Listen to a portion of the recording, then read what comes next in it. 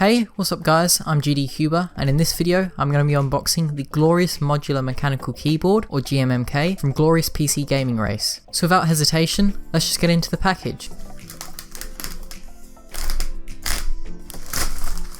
So here is the main keyboard barebone board, and this is a 10 keyless version. Here we've got the Aura mechanical keycaps for the board.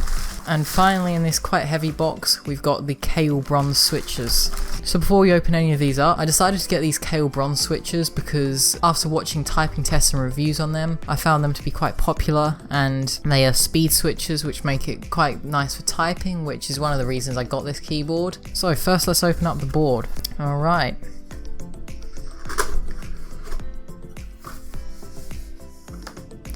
So underneath this plastic, we have got the nice metal frame for the board, which immediately feels incredibly solid and high quality.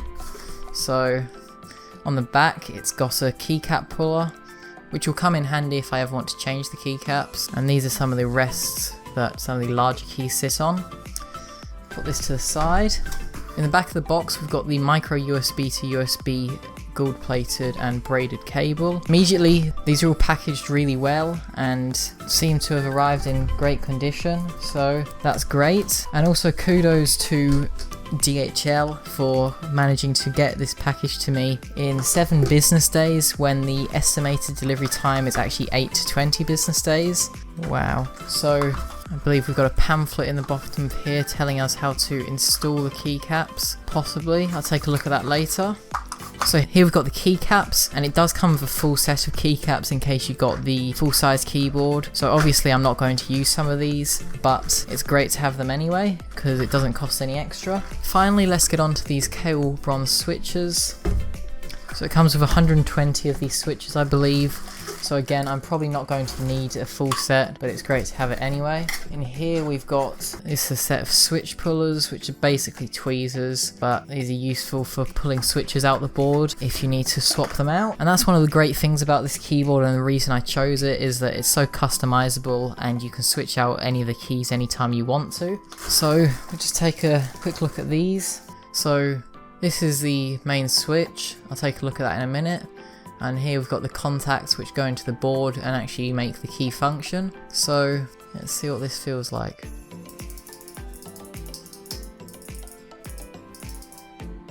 Okay, so as you can probably hear, it is quite a clicky switch, which is great. And another reason I chose this switch, because as annoying as it might be, I do like clicky switches. So I'll put this up to the microphone so you can hear what it sounds like. Alrighty, so that's everything in the box. I'm going to switch this over to a time lapse so you guys can see me assembling the keyboard, and I'll see you in a bit.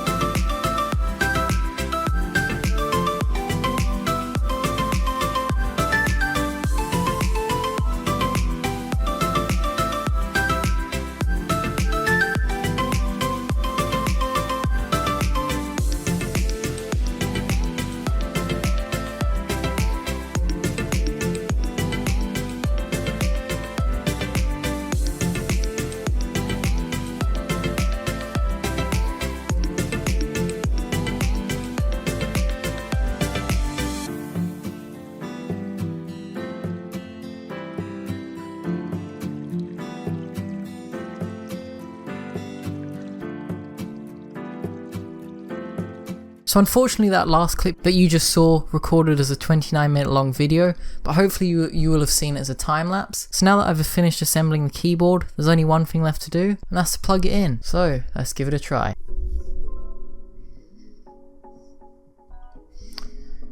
So it does appear that everything is lighting up as it should. So that means that all of the keys are working, I'll open up a Word document so I can test without ruining my Audacity recording. So you can change the colors and animations from this standard wave, but I don't have the software installed yet. Although I do believe that all you have to do is press this. Yep. So you get the idea. Anyway, here's a quick sound test.